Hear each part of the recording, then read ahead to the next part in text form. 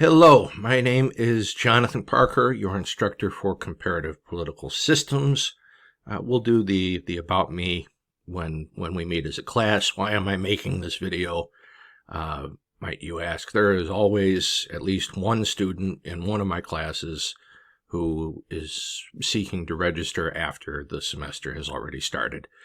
So I'm preempting, having to explain the syllabus 2 or 3 or how many ever times across how many courses I have, and I'm just going to be able to point whoever it is to this on our Canvas page. So contact information, Jonathan.Parker at icc.edu. That's my email. That's the best and quickest way to get in touch. My office hours, I'm in room 216C in the academic building on the East Peoria campus. Those are my hours. An hour after I get done with classes each day. So Monday, Tuesday, Wednesday, Thursday. I am more than happy to meet with you outside of that if we can get together on a time.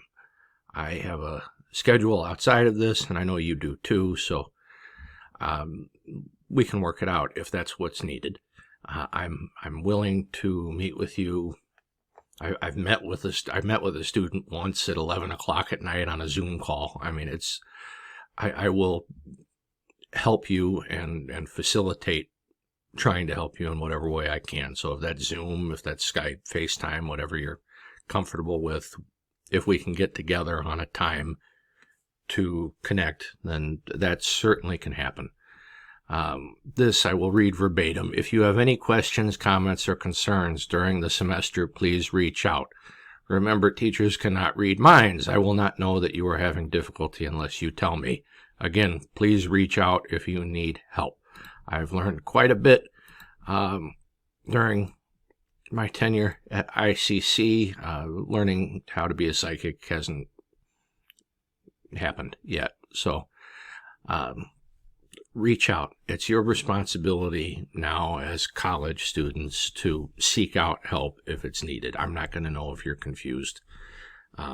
Sometimes I can tell just by the looks on faces, and maybe that'll be the case, but I wouldn't want to count on that if I were you. Emails will be answered within 1 business day, give or take a couple of hours. All right. Weekends are not business days, so if you send me an email on a Friday, don't expect a response until the next Monday. So, course description, you can read that on your own. Course level and institutional learning outcomes. There are 2 books for this class. This one is a must-have. This is nice to have, but not strictly necessary. So again, this one, a must-have. This, nice to have. All right, handouts provided by the instructor. I will be providing handouts. I'm of the old school.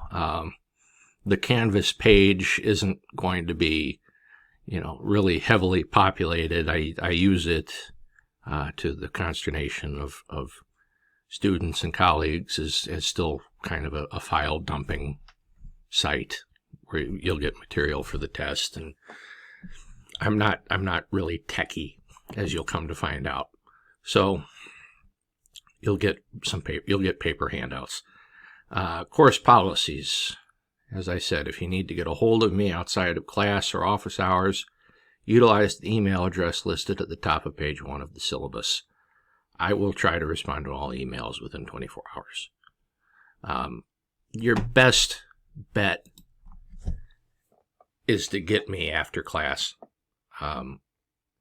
depending on how easy or hard it was to get my daughter off to school. She started preschool this year, and I'm not coping well. That will largely depend on how early I am to the session. So after class is probably the better bet in terms of surefire access. So just here as a side note, emails should be addressed to Mr. Parker Okay, I don't insist on professor. I do not have a doctorate, although some students are very kind and promote me every semester. I've gotten a lot of emails starting with Jonathan, even one that started, "Hey pal, I'm not your pal, I'm your instructor, Mr. Parker." I know that's, some might consider that an odd thing to get hung up on, but that just rubs me the wrong way. So, yeah, I got a student one semester who every email he ever sent, and he was a frequent flyer in my inbox, "Dear Jonathan Parker at icc.edu. Dear Mr. Parker," or just Mr. Parker, comma, "I'm having a problem with this. I think," and some colleagues don't agree, others do, it's just, use of my first name is disrespectful. Don't refer to me by my first name. Don't raise your hand and say, "Hey, John, Jonathan." No, Mr. Parker, it's Mr. Parker, or sir. That's it. Assignment submissions. Like I said, I am of the old school. Unless otherwise specified, and it might be otherwise specified, I can think of maybe 2 occasions where it would be in the whole of the 16 weeks. I will not accept any electronics forms of submission for classwork. I am a tree killer. All right. Students have ribbed me about that since I started teaching, but I am of the old school. And I will tell you, part of the reason why is we hear every now and again, and with some increasing frequency, about LMSs, learning management systems, crashing or data being wiped. I used to adjunct at Lincoln College, and part of the reason they closed down was due to a cyber threat that they couldn't recover from that happened during COVID. So, you want your grade, you want me to give you a grade. Say the learning management system, Canvas, that's the learning management system, is on the fritz one day, and I lose an assignment or 2 that I didn't put it. Well, guess what? Because we've done that on paper, you can just hand back the sheets. I can re-input the grade, and we haven't lost any time. So that's part of the reason why I insist on paperwork. So hard copy. If you're sick, email me to let me know that you're sick when you're able to do so. I understand that, with the flu, emailing a teacher is probably not the first thing on your mind. And bring a hard copy of your work to the next class you attend. There should never be an instance where you are emailing me any assignment.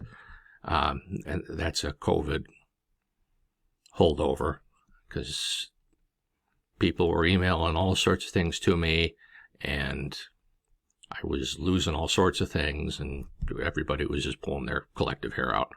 So just hand me a piece of paper, say, "Here you go, Mr. Parker." I'll say, "All right, thanks," and that's it.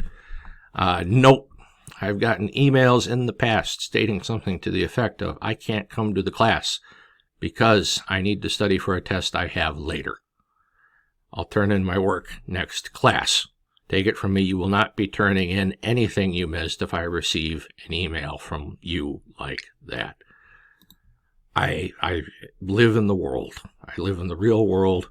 I realize that comparative politics is not probably going to be your number 1 priority.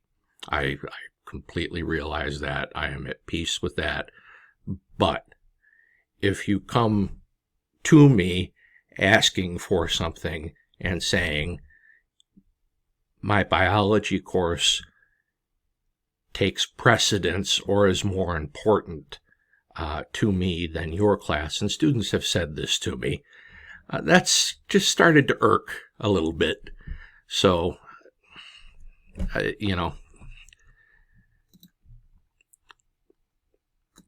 come up with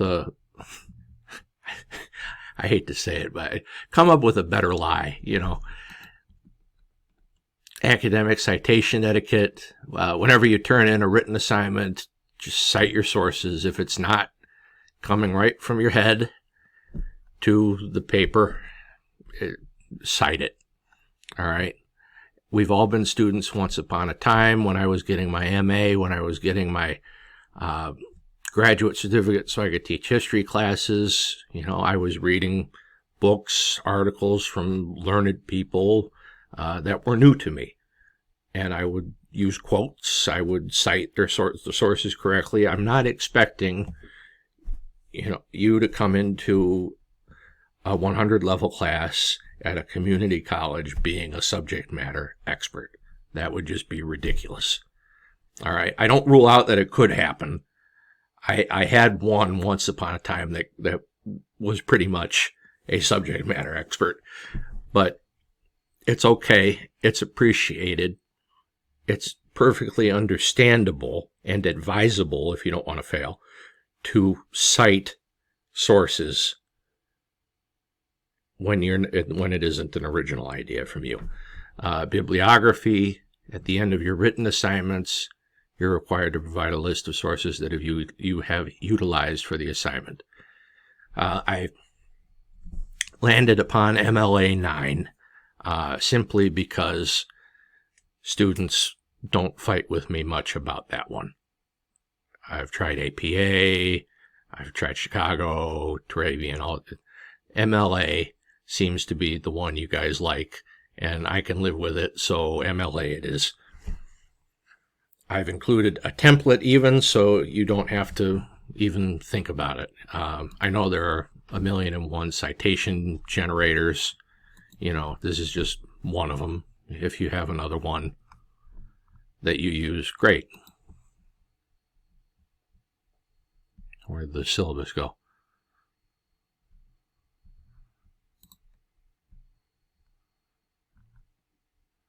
See, not tech savvy at all.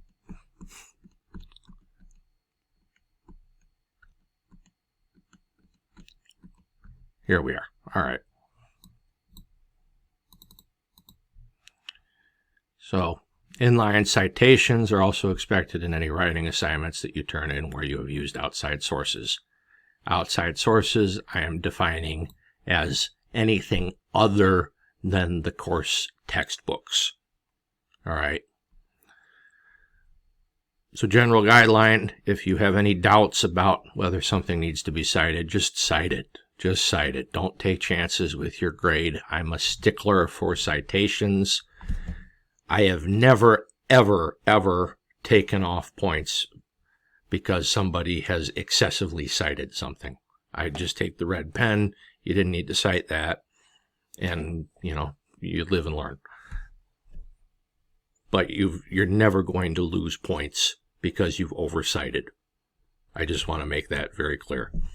I also want to make very clear that Wikipedia is not an academic resource. Don't cite Wikipedia in any of the work you do this semester. It's going to negatively impact your grade. Somebody at this point always raises their hand and asks me how much. My response always is, you really want to find out? Just don't do it. I'm not saying that the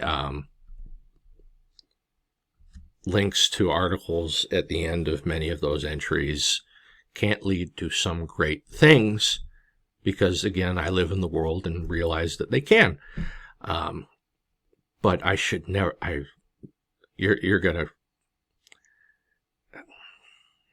I don't want to set an arbitrary point value because it just is dependent, but it's going to ding your grade significantly if Wikipedia shows up on a bibliography you turn in. Academic misconduct, plagiarism, basically, here it is. Based on the severity of the offense, the instructor may recommend failure for an assignment or failure for the course. Multiple instances of academic misconduct could include sanctions up to dismissal from the college. You don't want to do that. Other types of plagiarism include copying or obtaining information from another student, contracting for original work with a third party, and generating or revising assignments with the aid of artificial intelligence tools that were not expressly authorized by the instructor. Just to spell this out plainly, the use of AI is strictly prohibited under all circumstances in this course. Under all circumstances. I will never, ever be okaying the use of any artificial intelligence tool. All right. So, as I was going to say, academic misconduct, plagiarism, it's been an issue every semester. There's a 2-strike policy. First time I catch you plagiarizing, as defined through here, you're going to fail the assignment, right? If it's 1 point, if it's 1,000 points, you're going to get a 0. I'm not going to let you redo it. The second time you do it, I fail you for the course. I've had to go here. Nobody's ever pushed it this far. Please don't make me push it that far. I don't want to. You don't go into teaching wanting to fail students. Special needs and extra help. We offer many forms of support and assistance.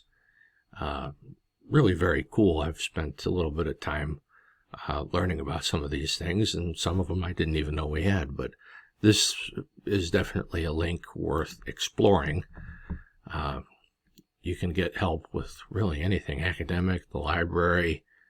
I've used the library for my own personal research, and they are excellent. They can get you really anything.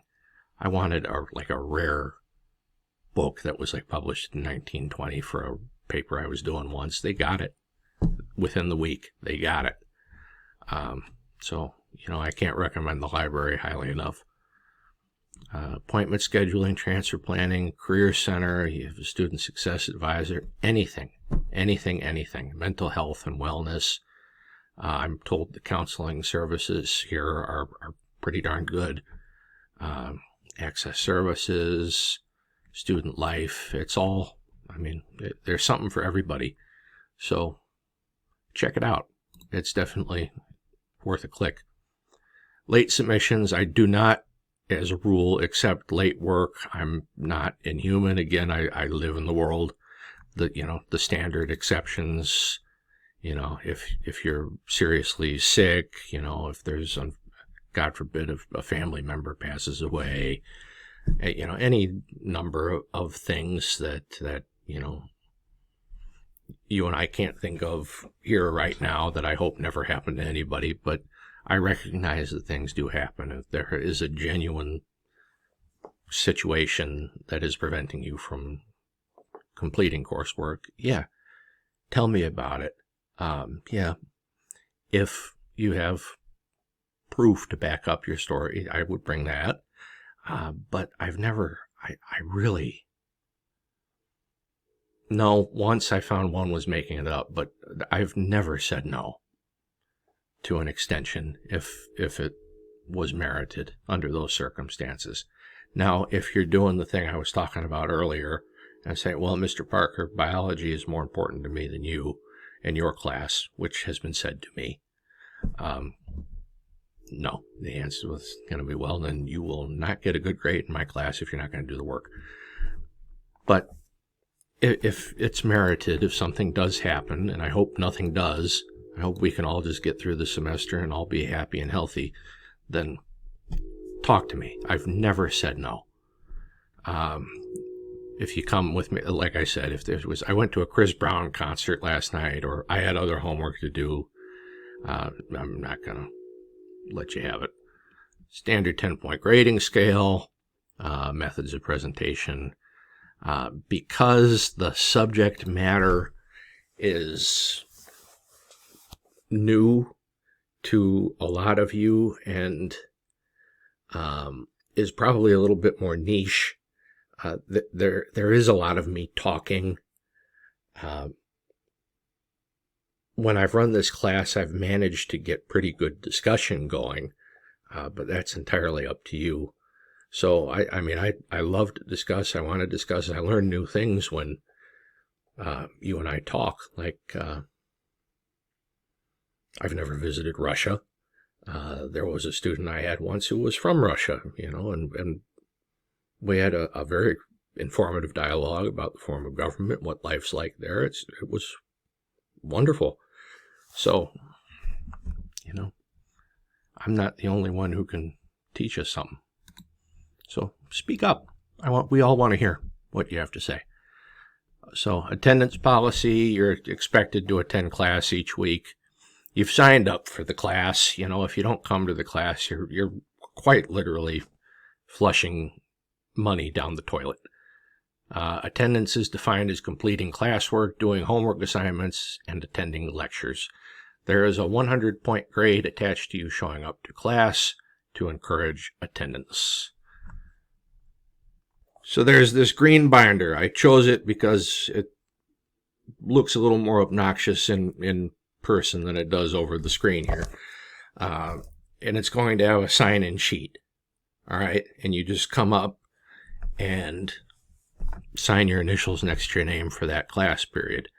That's for reporting purposes, so ICC can remain in compliance with law, and also, you know, lets me know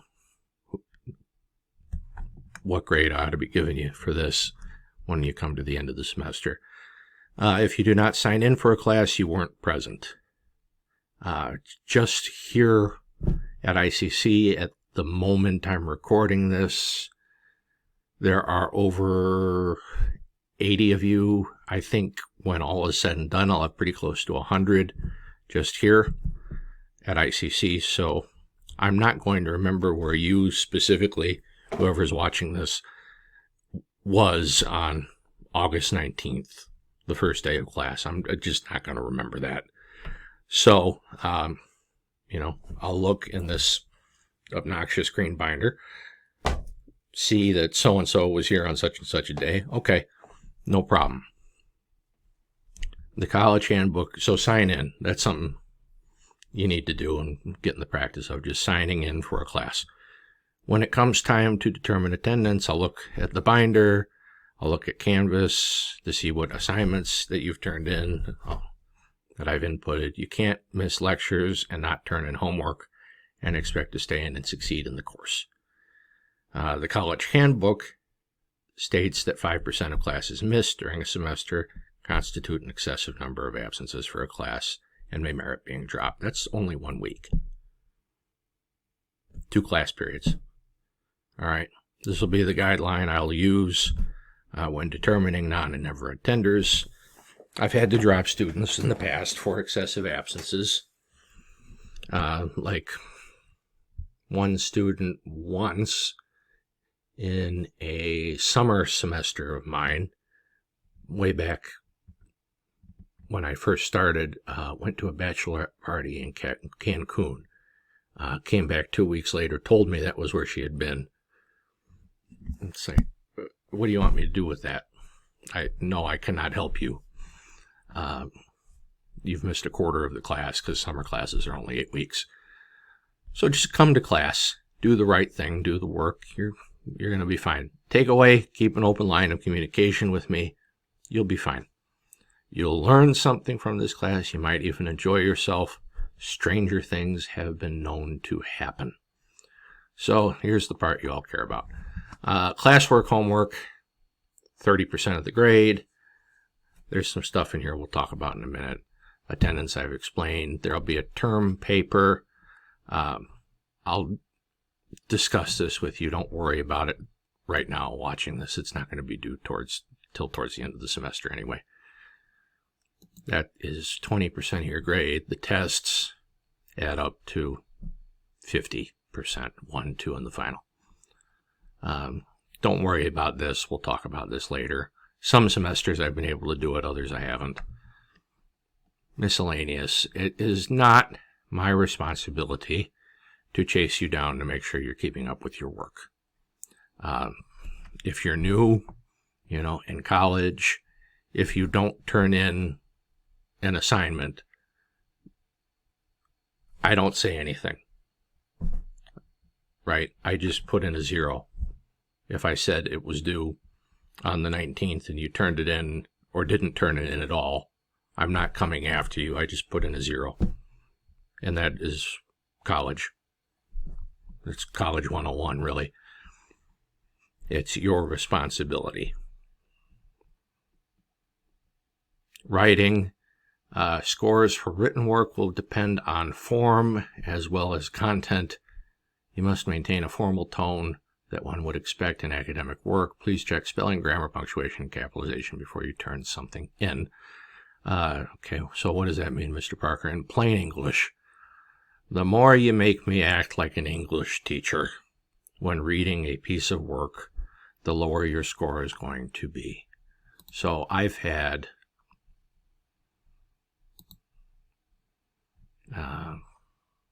let's see. This is the textbook we're using for my American government class. Let's just take a sentence here, just to show you.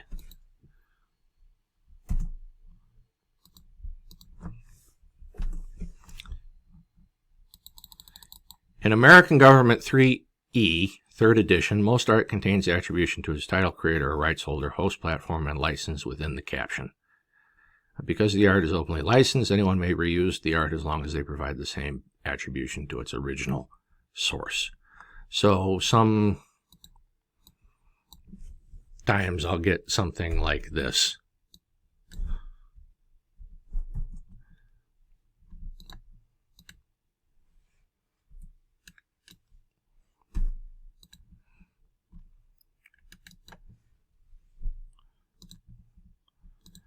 You know, just making something so, that is so error-ridden that I cannot discern its meaning, or it takes me too long of a time to discern its meaning. So, check spelling, grammar, punctuation, and capitalization if I have to stare at it, and I have. I mean, you're not going to be getting a great grade. Controversial issues. This is a relatively recent one that they're making us all kind of address. For reading and writing assignments as well as discussion, be prepared possibly to confront historical events, concepts, and beliefs which you may find controversial, disturbing, and potentially offensive. It is not my intention to do any of those things. This is a fact-based course. I'm not really presenting anything that I think is up in the air. When we get to country studies, which we will, I mean, some may have opinions about that, but, just history, political science, the social sciences, which is a class you signed up for here. You're in a social science class, even though it's in the humanities department, but that's a whole nother story. It isn't meant to be comfortable all the time. You learn from history by studying it, by learning what happened, by learning from its mistakes, its successes. This is how we don't repeat it. So, it is not, and I'm sure I speak for the class, even though I haven't met you yet, it's not anybody's intention to do anything controversial, disturbing, or potentially offensive. It doesn't mean, if we're discussing something, I don't even know, in China, the government genocide of the Muslim Uyghur population. Some semesters we've talked about that, others we haven't gotten to it. If we're talking about that and, you find it disturbing, okay, it doesn't mean you approve of it. I hope nobody listening to this video approves of genocide. If we have a disagreement in the class, and I've had a good track record with this, we've had some excellent discussions, and I think everybody, including me, has learned from it. You maintain an attitude of civility and mutual respect. We all have a right to our own opinions, as well as mutual obligation to refrain from insults or hate speech, verbal or otherwise. I have no tolerance for that. I have absolutely no tolerance for that. that would impinge on others' rights to a safe, shared learning environment free of intimidation, harassment. Disagreements and debates are an essential part of higher education. We're supposed to challenge ideas here. The key is to challenge ideas intellectually rather than attacking people personally. In politics, they have a saying, play the ball, not the player. So what that means, just keep your eye on what it is you're actually talking about. I had last semester, in the spring, I had my first history course, and I was talking about the Protestant Reformation. And I don't know how you talk about the Protestant Reformation without addressing its root causes, which included the behaviors of the priest. I had a Catholic student, I guess.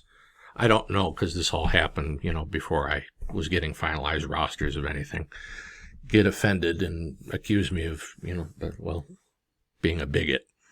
And I got homework. This book, The Protestant's Dilemma, still on the reading list. It's not my intention to have any of this happen.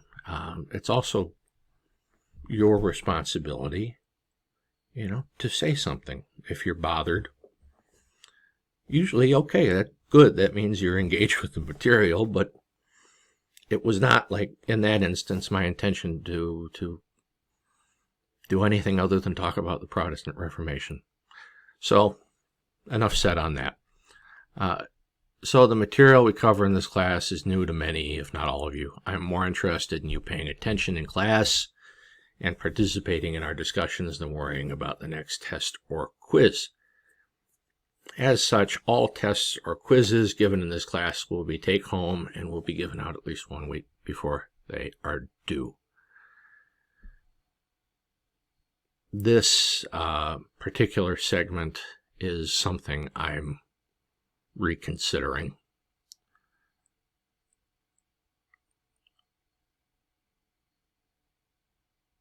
Yeah, that stays in the syllabus for now. In the past, this has been used by students to stop coming to the class, to assume, oh, it's Parker, he's easy, It's been used, this take-home thing, to take advantage of what I think is inherent good nature. So it stays for now. If it has to change, it will change. So here's the course content. We'll get into all of this throughout the semester. Planned assignments. So we'll go over this in class, but I think this is pretty self-explanatory. So assignment 1, features of the state's constitution. 15 points to August 29th. So features of the state constitution. So if you notice up here, down here, I have a list of countries that you can pick from. So you've got to pick one of these countries and you've got to stick to it. So if you pick Canada, I can't get an assignment 2, 3, 4, 5, 6, 7, about Algeria or Belgium or Australia. You've got to stick with the country you pick. All right, so let's stay with Canada. So it's asking, how often has the current constitution been amended? All right, so we can go to the Constitute project is one of the sites. And up here we have constitutions. And we'll click on C for Canada. So we know 1867 is 1, and you count that out, and it says it was revised 2011. So the last Constitution was ratified in 2011. That answers that question. First Constitution was ratified 1867. We answered that question. And you do some counting to get answers 1, 4, and 5.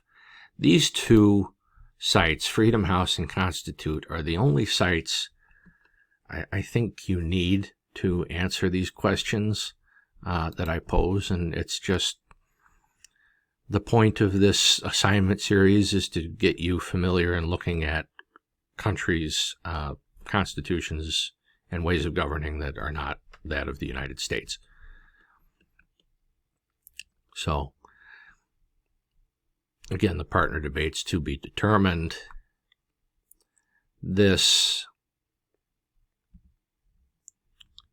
don't sweat this. The assignment one, the Constitution assignments, the dates in here are all correct, but every time I've run this class, really by the end of the first week, the whole thing goes out the window. So the assignments, the Constitution assignments are staying the same. The dates are there. They're written in stone. So, but just don't worry about the rest of it, as it doesn't survive first contact, which is us in the first couple of classes. So here's everything you need. First day of classes, Labor Day, Election Day, all of it. I don't know when the final exam is right at this moment, but you will certainly know before December 9th when it is. So I think that is everything. And nice to meet you. I think we're going to have a great semester together. And if you have any questions, comments, concerns, send me an email. But to Jonathan, not any other spelling. All right. See you in class.